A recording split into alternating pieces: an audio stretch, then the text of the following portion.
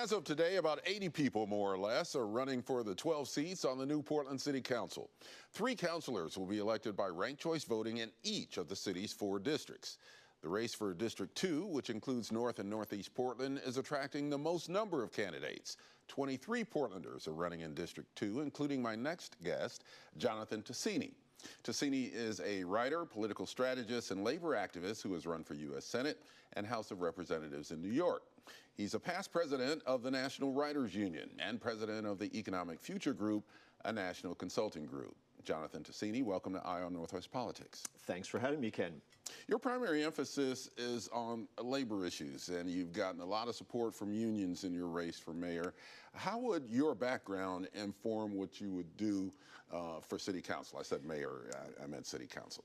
Yeah. Yes, I'm very proud to have the most support of unions of anybody running in the city council in any of the districts. And it goes back to my 40 years as a union member, 32 years as a UAW member. That is the thing that I am most proud of. You know, Ken, you and I sit in this studio and are safe from safety and health hazards. We have the weekend. We have a 40-hour work week. It's because of the labor movement.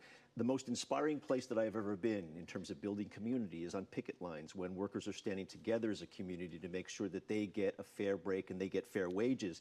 When I was president of the union, for example, the Writers Union, I did budgeting, strategy, organizing, but the main thing I did, which is relevant to the job I hope to have at the city council, is doing lobbying at the local, state, and federal level to advance all sorts of legislation around Social Security, Medicare for all, workers' rights, wages. And so that's what I hope to bring to the city council. I also took on a case, you mentioned the Writers Union. I sued the New York Times and won a Supreme Court case on behalf of all creators. That shows, I think, what I also want to bring to the city councils. I am not afraid to take on very powerful interests. I think we have to do that in this city so that workers get a fair break. How did you get to Portland and why? Oh, you know, we had chapters, actually, of the Writers Union, both in Portland and Seattle. I was out here a lot, probably at least twice a year, and I just really love the city, and I am a incredible camper. I have more camping gear than any human being should have. Unfortunately, most of it is going unused in this campaign because I'm doing mostly knocking on doors of my potential constituencies. I've knocked personally on over 3,000 doors already. We hope to knock about 10,000 doors total, me and my team together, within the next 10 days. So I'm out there talking to voters, so my camping equipment, unfortunately, lays fallow. Well, there are 23 candidates, including yourself, running in District 2. So how do you distinguish yourself from that big crowd? So I think it goes back to my union connection and my union affiliation.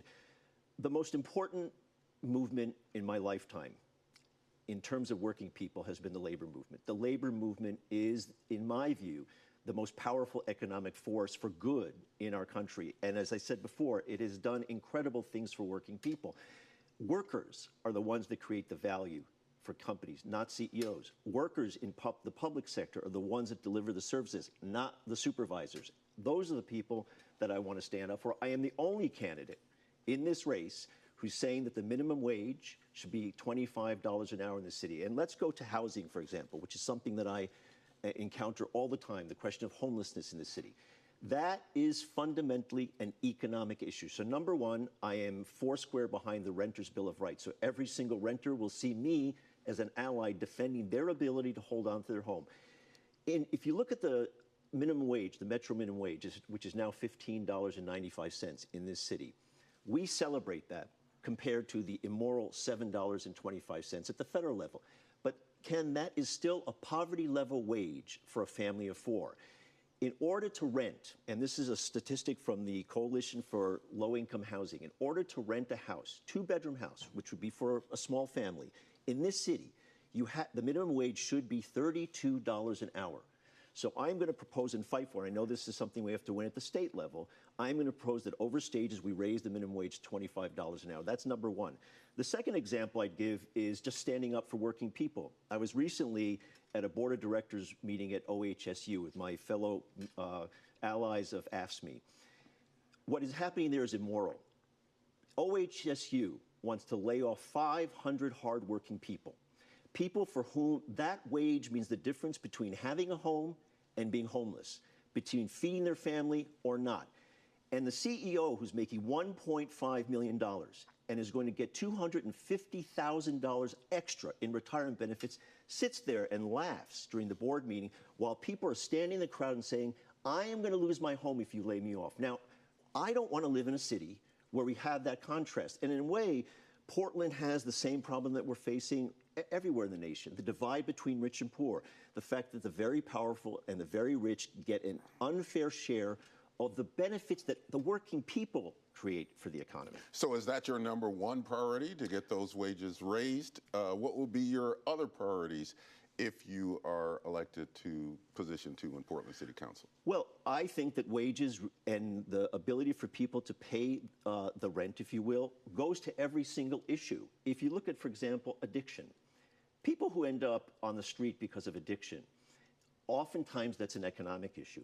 If you have a good paying job, the chances that you're going to end up on the street because of addiction go way down.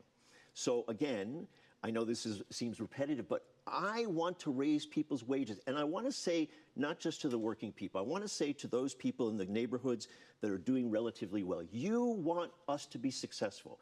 You want wages to go up. Because to have a vital economy, to have a really good community where we're sticking together, where all the issues that people are concerned about are dealt with, you have to have high wages for folks. And I'm saying that actually to the people in the better off neighborhoods. And I go back to the old Henry Ford model. I'm a UAW member, so I always remember Henry Ford. Henry Ford was a SOB. I have a potty mouth, so I'm trying to remember this is a family station.